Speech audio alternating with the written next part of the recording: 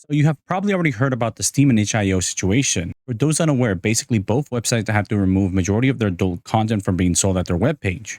Why did they do this? It's because it was requested by Visa and Mastercard.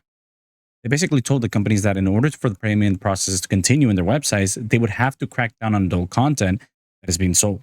This can be verified by looking at HIO's response to the removal of the content, where they stated, "This is a time crucial moment for HIO. The situation developed rapidly, and we had to act urgently to protect the platform's core payment infrastructure." Unfortunately, this meant it was not realistic to provide creators with advance notice before making this change. We know this is not ideal, and we apologize for the abruptness of this change. But why did this happen? Well, it all started back in 2020 when Visa and MasterCard were being sued by a woman who claimed there was content of her when she was underage in the website Pornhub. Visa tried to have the lawsuit dismissed, but the judge said no, allowing the lawsuit to continue. This caused Visa and MasterCard to stop all payment processes with Pornhub and its parent company MindGeek and all its affiliates. This also caused Pornhub to delete millions of videos from their website.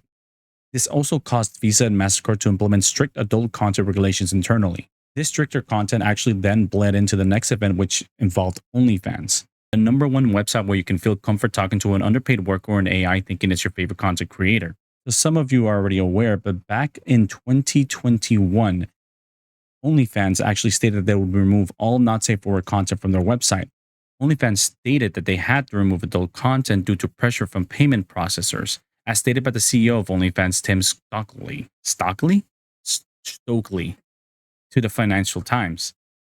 This would not work since OnlyFans' main source of revenue was just adult content.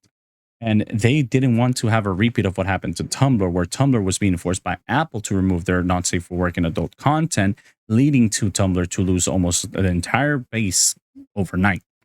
And then we also had the creators who would push back and revolt with the decision, leading to OnlyFans to actually reverse the decision even before it got implemented. Now, this would lead us to the current situation. Once again, payment processors are attempting to strong-arm both HIO and Steam to follow their censorship rules, causing both Steam and HIO to remove hundreds of adult games. This was being done because an Australian anti-porn group called Collective Shout was lobbying and pressuring the payment processing companies to actually stop all payments with the gaming companies, going as far as to call the people who purchased the games porn stick brain rotted gamer fetishes. This group would claim credit for the mass dislisting and even tout in an open letter about how they accomplished it and basically jorked their own snout to their own self-righteous mission being accomplished. Did you think it was over? Nope. We also had another situation with Japanese manga doujinshis. Doujinshis being an adult material that Visa deemed to be a brand risk if they continued to allow purchases of. What even the Visa Japan CEO saying disabling card payments for legal adult content is necessary to protect the brand. What does this mean then? Well, it means Visa and MasterCard are acting like private gatekeepers of the internet, using their influence to force platforms to censor perfectly legal content or risk going bankrupt. Now that we have all that information, I want to hear what you think about that whole fiasco. My personal opinion on this is that Visa and MasterCard should not have this much control over what you can purchase online. They should not be the de facto decision maker on what content should be allowed on the internet, because if this situation continues, it would mean if these payment processing companies deem something inappropriate or sexual, they can decide to just pull the plug. Not only that, we already saw that an Australian group can affect the purchase options for everyone, meaning that there could be others who might decide to follow suit and do similar actions and remove things that they don't want online for everyone, including people not in their own country. What if they rally to stop depictions of war for being gruesome? That would mean that shooter games would be forced to be censored or removed completely, similar to what's happening right now with the porn games. But with the current situation with the porn games themselves, I say don't censor them. Let the consumers jork it. It's not illegal.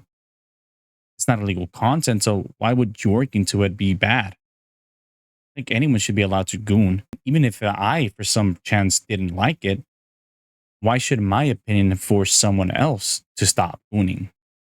I say let them goon. Should Visa and MasterCard be allowed to decide what kind of media you can access? Let me know down in the comments. I don't normally do this type of content. I just wanted to have people more aware and informed of what's actually going on, and just to let you know that this situation can happen to anyone.